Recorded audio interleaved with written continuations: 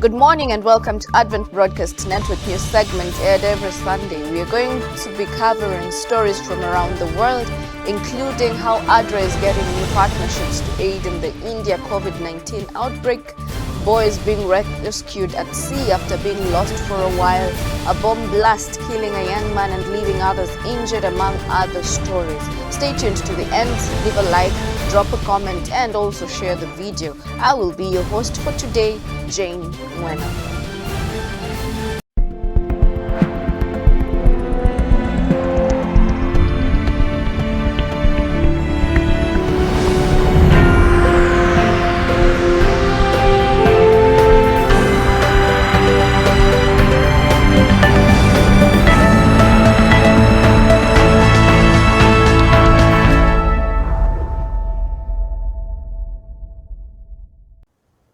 A young Adventist man is killed by bomb blast in the Solomon Islands and others are injured.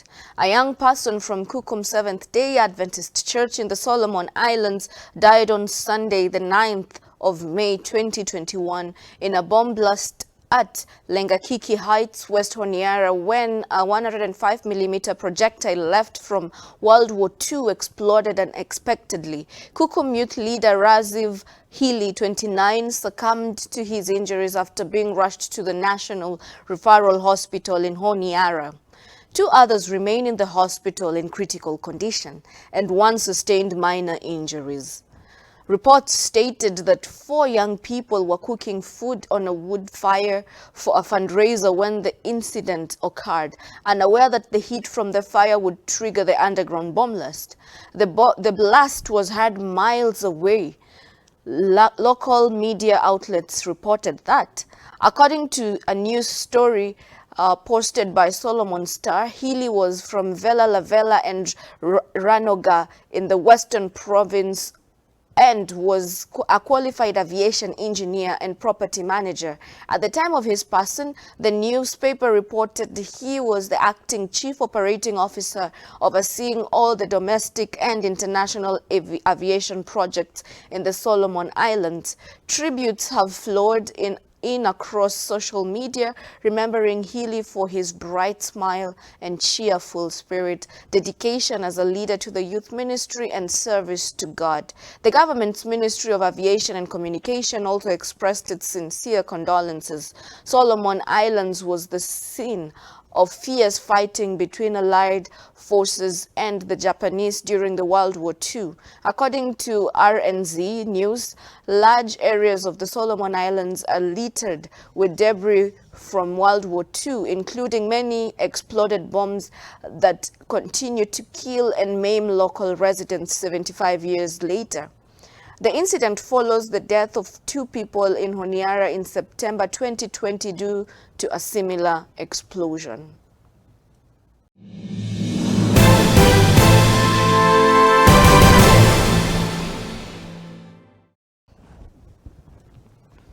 An Adventist Academy church adopts students, showering them with blessings.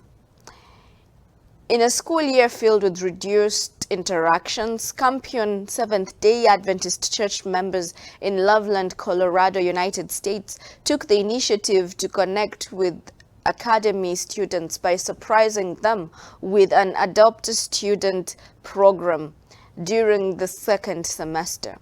Church members volunteered to randomly select students to bless them with small gifts, such as snacks, homemade goodies, and more each week after church. The church members' small yet thoughtful gifts made a significant impact on the students. The Adopt a Student program was created by a church grow group, which hosted events to engage students with the members throughout the school year. Throughout the year, the group hosted events such as meals and game nights. The program ended on May the 2nd, 2021 with brunch, as organizers invited families to introduce themselves to their adopted students. The students said that it was heartwarming to see faculty from the church care about students from Campion, and they would love to see the program continue for next year and years to come. This was as reported by the Adventist Review.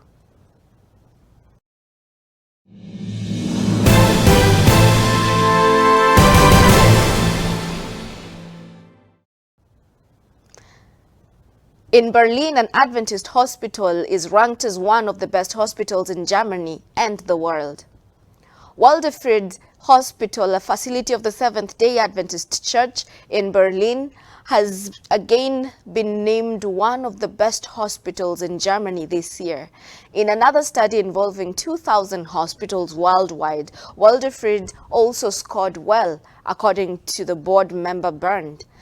Already in 2020, Waldefried Hospital was honored in the study Germany's Best Hospitals commissioned by FSZ institution and was ranked among the best in the whole of Germany in its category of hospitals with 150 to 300 beds. This study was conducted again for 2021. Last year, Waldefried scored 78.9 out of 100 possible points, just above the minimum required 75 points. Despite the pandemic, the hospital was able to use the past year to make a significant leap forward to a total of 84.5 points. This means 33rd place out of 101 in the category and 43rd place out of 93. Much nicer but also surprising was the news that Waldefried will not only be among the best in Germany in 2021, but also among the best hospitals worldwide. The American magazine Newsweek and the renowned German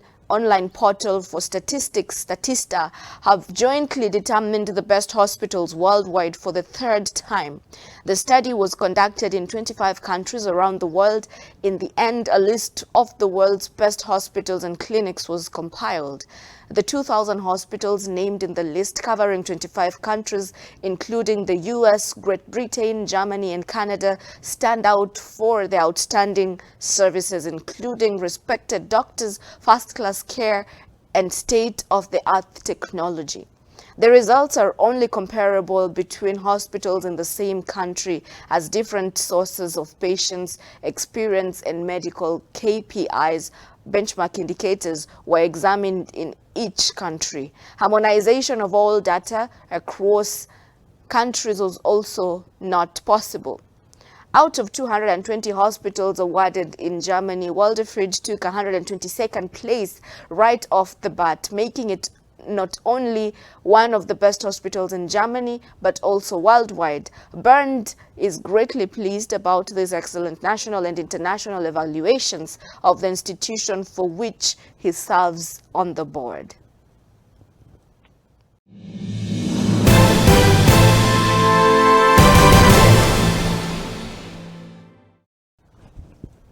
Heirloom seeds are turned into cash for pandemic victims.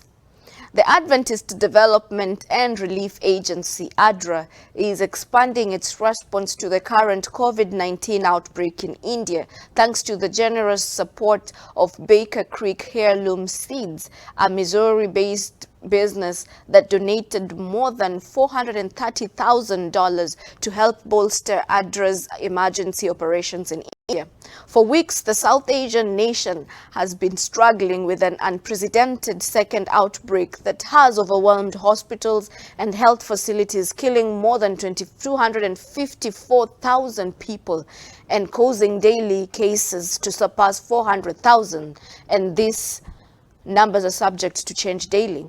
Seeing the headlines coming out of India with increasing concern, Baker Creek Heirloom Seeds founder Jer Jettle felt compelled to respond to the growing crisis by donating the proceeds of the recent 4 days sales to help ADRA supply life-saving oxygen generation systems and essential medical equipment to Adventist hospitals caring for critical COVID-19 patients in India.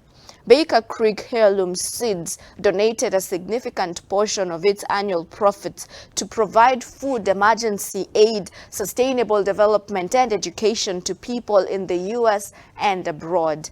Jer Jettle started the Missouri-based company as a teenager out of his bedroom in 1998 with $100 and a makeshift catalog selling seeds to a few family members. Today, his business is one of North America's largest heirloom seed companies, selling to more than 166 countries around the world.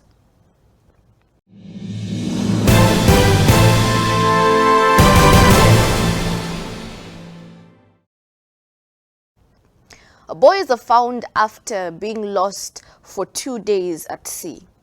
After being lost for more than 50 hours at sea, a flying search and rescue team located 3 young Adventist boys aged 11, 14, and 16 who went missing in the waters of Motalava Island in Vanuatu on Friday, 14th of May. The search party began on Friday evening, consisting of multiple boats and Dr. Mark Turnbull on his Wings of Hope plane, and continued throughout Sabbath and until Sunday afternoon, when searchers in Dr. Turnbull's plane finally found the boys in the middle of the ocean.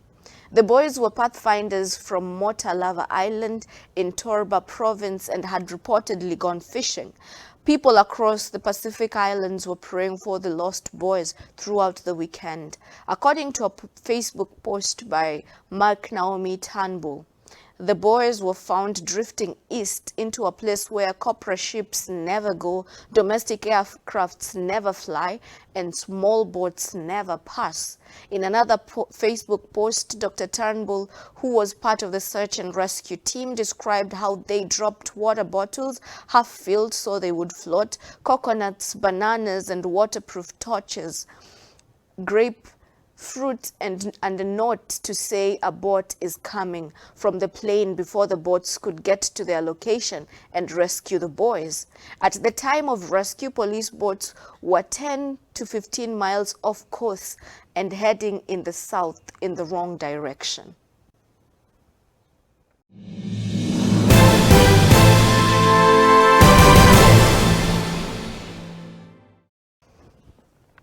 In other news, the Supreme Court considers the landmark 15-week abortion ban, and it could be a game changer.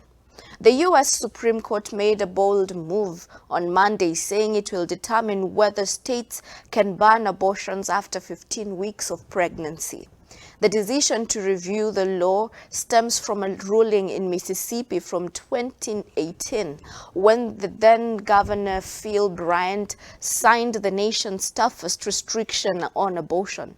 The legislation was designed to protect unborn children and the health of pregnant mothers, but U.S. District Judge Carlton Reeves stopped the law from taking effect. Reeves ruled that Mississippi's 15-week ban was unconstitutional because it would prohibit access to abortion before the unborn baby could survive outside the pregnant woman's body. In 2019, Reeves also blocked a law banning most abortions once a fetal heartbeat is detected at about 6 weeks of pregnancy. Some consider viability to be around 23 to 24 weeks, but with more conservative Supreme Court justices now on the court, pro-life advocates are hopeful that our nation will get a step closer to overturning Roe versus Wade. One abortion clinic remains operational in Mississippi, and that owner said procedures are performed up to 16 weeks of gestation.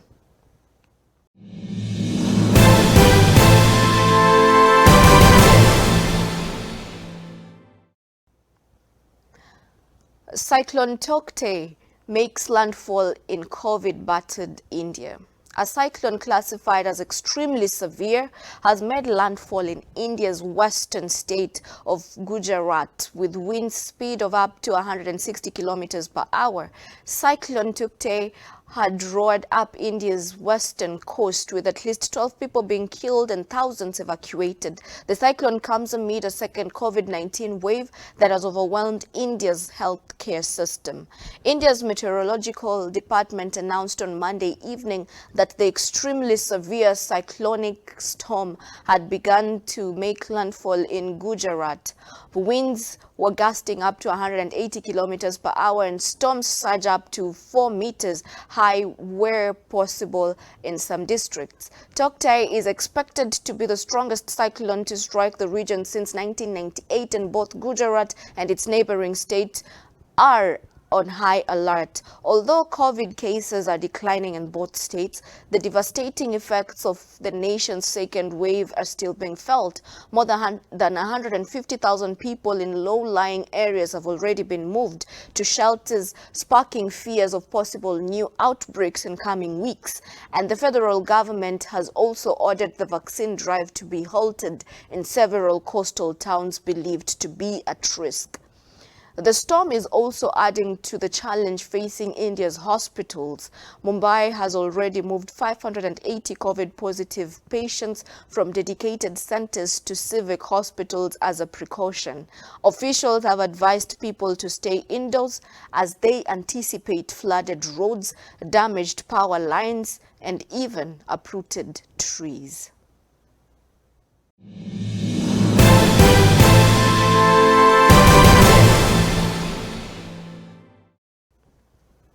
In Uganda, the police arrest a lorry driver for child sacrifice. Ugandan police say they have arrested an alleged child trafficker filmed in a 2011 BBC investigation into human sacrifice. The suspect, a lorry driver, was picked up at the border town of Elegu in northern Uganda over the weekend. Police spokesman Fred Enanga confirmed that he would be transferred to the police's Special Investigations Directorate in the capital, Kampala. He says the police only became aware of the alleged activities after a video of the suspect taken 10 years ago was recently shared on social media, in which he claims to head a network of child traffickers in the country who kidnap children to provide them for use in witchcraft and other forms of exploitation. In the report, the suspect boasted to the BBC team posing as buyers planning to traffic children to the United Kingdom about how he got hold of the children. Mr. Enanga says the police will review the allegations contained in the report and that no charges have been made against him yet. Police are now appealing to the public to provide information that could help with investigations. Until this month, Uganda's laws did not include human sacrifice as a crime, and such offenses were prosecuted as murder or other crimes. In early May, Parliament passed the Prevention and Prohibition of Human Sacrifice Bill, which, if signed into law, would introduce the possibility of a death sentence for anyone convicted of practicing or financing human sacrifice.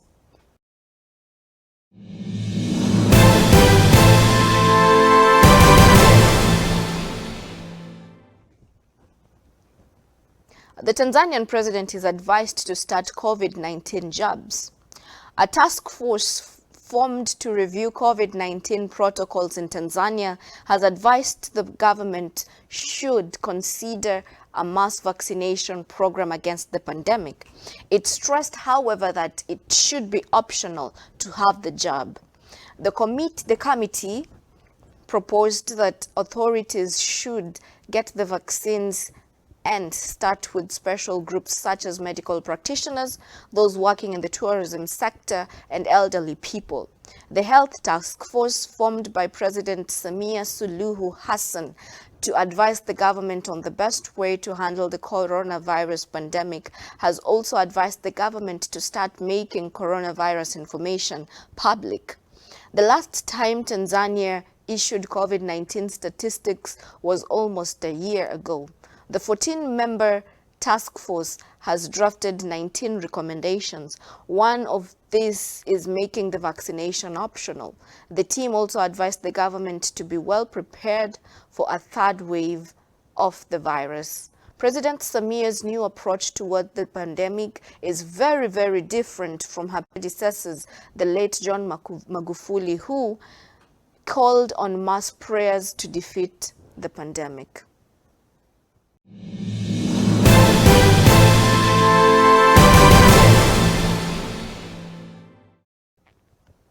Finally, the Southern Africa Indian Ocean Division Executive Committee elects its leaders for 2021 to 2025. On 10th of May 2021, SID Executive Committee held a meeting to elect leaders who will serve for the term 2021 to 2025. The following were elected and re-elected into the office. And in the same meeting, 3 SID leaders announced their retirement, namely Dr. Paminus Machamire, Dr. Costa, and Pastor Michael Rugabengwaru. Dr. Machamire's ministry spans 44 years. He has had honor to serve in Zimbabwe and Botswana as union president, respectively. Prior to that, Dr. Machamire was in the Eastern Africa Division based in Harare, Zimbabwe, as field secretary and vice president. 2010 found him back in the division office in what is now known as SID, where he has served as vice president to date. A common thread of church leaders is that most of them seem to have participated in literature evangelism ministry at some point in their lives. Dr. Costa Munyengwe is no different. He had served as publishing director in Zambia at field and union level. Dr. Munyengwe was also a chaplain at the University of Zambia and deputy vice chancellor at Rusangu University. In 2015, he was called to serve as the associate education director for the SID. Pastor Michael Ngwaru has had a colorful ministry over the past 43 years in Zimbabwe, Eswatini, and South Africa. His ministry has been seen to serve at the conference, the union level as publishing director, stewardship director, communication director, and voice of prophecy director, to mention a few. In 2015, he was appointed as the personal ministries director for the SID. Pastor Ngwaru says that working for the church was both developmental and a blessing.